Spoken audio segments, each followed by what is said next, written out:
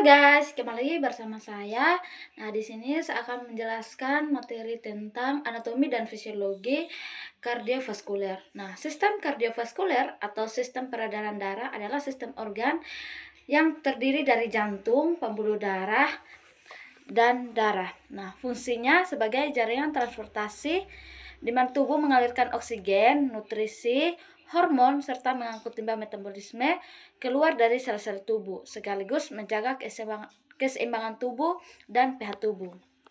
Komponen utamanya ada jantung, yaitu terletak di rongga dada sedikit ke kiri dan seukuran kepalan tangan, ya, seukuran begini ya guys. Terdiri dari 4 ruang, 2 atrium atau ruang atas dan 2 ventrikel atau ruang bawah. Dinding jantung ini memiliki 3 lapisan. Yang pertama ada epikardium atau lapisan luar, yang kedua ada mikardium atau tengah otot jantung, yang ketiga ada endokardrium atau dalam. Nah, yang dilindungi oleh selaput bernama perikardium.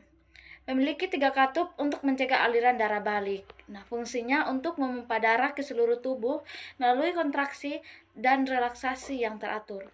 Yang kedua ada pembuluh darah yang terdiri dari arteri, yaitu membawa darah kaya oksigen dari jantung ke seluruh tubuh. Dindingnya tebal dan elastis. Yang kedua ada vena, yaitu membawa darah yang sudah kekurangan oksigen kembali ke jantung. Dindingnya lebih tipis dan memiliki katup.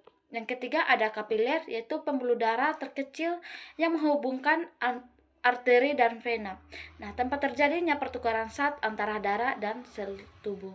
Selanjutnya ada darah yang terdiri dari plasma. Nah, plasma itu cairan berwarna kekuningan yang mengangkut zat terlarut. Sel darah merah mengandung hemoglobin untuk mengangkut oksigen, sedangkan sel darah putih berperan dalam sistem kekebalan tubuh melawan infeksi. Selanjutnya ada trombosit, itu untuk membantu proses pembekuan darah jika terjadi luka. Cara kerja atau sirkulasi darah. Nah, ada 2 jalur sirkulasi utama yang bekerja secara bersamaan. Yang pertama ada sirkulasi pulmonal atau kecil, di mana darah yang kekurangan oksigen dari tubuh masuk ke atrium kanan, ke vertikal kanan, kemudian dipompa ke paru-paru melalui arteri pulmonalis. Di paru-paru terjadi pertukaran gas CO2 dikeluarkan dan O2 diambil. Darah kaya oksigen kembali ke jantung melalui vena pulmonalis ke atrium kiri. Selanjutnya ada sirkulasi sistemik atau besar, yaitu darah kaya oksigen dari atrium kiri masuk ke vertikal kiri, kemudian dipompa kuat ke seluruh tubuh melalui aorta. Nah, oksigen dan nutrisi disalurkan ke sel-sel, sedangkan limbah metabolisme diambil. Darah kembali ke jantung melalui vena cava superior dan inferior ke atrium kanan. Fungsi utamanya itu yang pertama ada mengedarkan oksigen dan nutrisi ke seluruh jaringan tubuh. Yang kedua mengangkut limbah metabolisme seperti CO2, urea ke organ akresi untuk dibuang. Yang ketiga ada membuang hormon dari kelenjar endokrin ke organ target. Yang keempat menjaga suhu tubuh tetap stabil. Yang kelima melindungi tubuh dari infeksi melalui sel darah putih dan antibodi. Yang keenam membantu proses pembekuan darah untuk mencegah peredaran berlebih.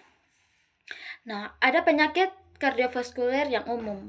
Penyakit ini merupakan penyebab utama kematian di dunia, sekitar 17,7 jiwa per tahun. Ya, yang pertama ada penyakit jantung iskemik, yaitu penyempitan pembuluh darah koroner akibat penumpukan plak yang bisa menyebabkan serangan jantung. Yang kedua ada stroke, di mana gangguan aliran darah ke otak akibat sumbatan atau peradangan. Yang ketiga ada hipertensi, yaitu tekanan darah tinggi yang dapat merusak pembuluh darah dan organ lain. Yang keempat ada penyakit jantung reumatik, yaitu kerusakan katup jantung akibat infeksi bakteri Staphylococcus. Yang kelima ada penyakit jantung bawaan, yaitu kelainan struktur jantung yang sudah ada sejak lahir.